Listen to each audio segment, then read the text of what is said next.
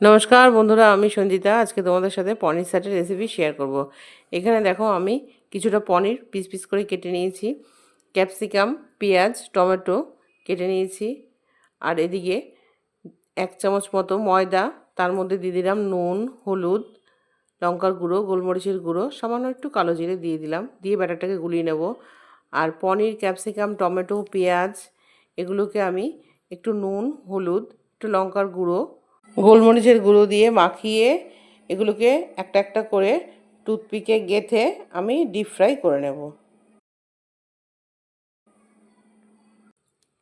এটা তোমরা একবার খেয়ে দেখো, দারুণ লাগে এভাবে খেতে।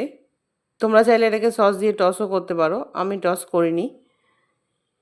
তোমাদের যদি এই রেসিপিটি ভালো লেগে থাকে তাহলে চ্যানেলটিকে সাবস্ক্রাইব করে দিও, লাইক কমেন্ট শেয়ার করে দিও।